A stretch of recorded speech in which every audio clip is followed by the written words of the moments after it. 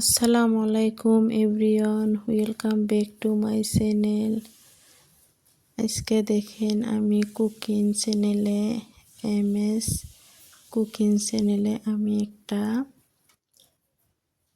মজাদার আচারের রেসিপি নিয়ে এসেছি। দেখেন জলপাইয়ের আচার বানাবো।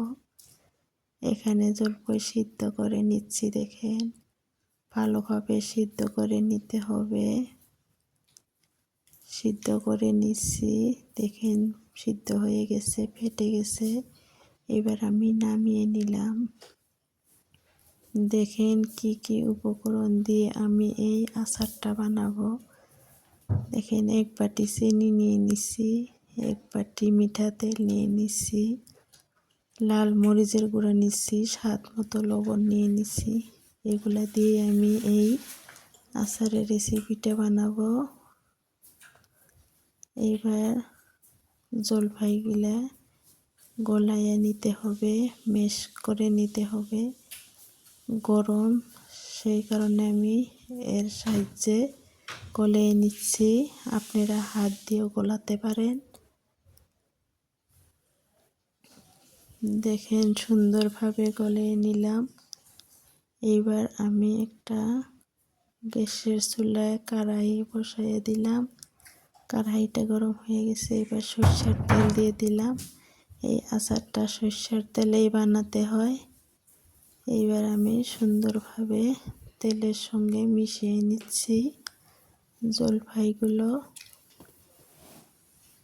ভালোভাবে মিশিয়ে নিয়ে এবার আমি স্বাদ মতো নুন দিয়ে দিলাম, স্বাদ মতো চিনি দিয়ে দিলাম। আপনারা যেরকম মিষ্টি খাবেন সেরকম করেই দিবেন। এইবার আমি মরিচের গুঁড়াটাও দিয়ে দিলাম, দিয়ে ভালোভাবে নেড়ে নিব। ঘরোয়াভাবে আমি জলপাইয়ের আচারটা অতি সহজে বানিয়ে নিচ্ছি। দেখেন আপনারাও এইভাবে বানাতে পারেন, খুব ভালো লাগে।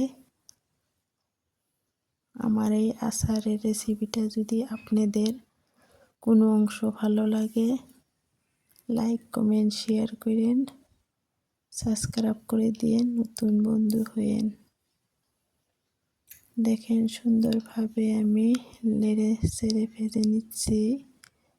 লাহে লাহে কালারটা চেঞ্জ হয়ে যাবে, চিনিটা গলে কালারটা চেঞ্জ হবে। দেখেন কত চেঞ্জ হয়ে গেছে কালারটা। আশা করি আপনাদের ভিডিওটা ভালোই লাগবে। দেখেন আরও কত চেঞ্জ হয়ে গেছে কালার। খেতে অনেক টেস্ট হয়, আপনারা বানিয়ে খেয়ে দেখবেন। ফাইনাল লুকটা দেখেন কত সুন্দর। কেকের শেপ দিয়ে নিচ্ছি আমি। দেখেন কত ভালো দেখাচ্ছে। আপনারা ভালো থাকবেন, সুস্থ থাকবেন। পরবর্তী ভিডিওতে দেখা হবে নতুন কোনো একটা রেসিপি নিয়ে আসবো, অন্য একটা ভিডিও। আসসালামু আলাইকুম, আল্লাহ হাফেজ।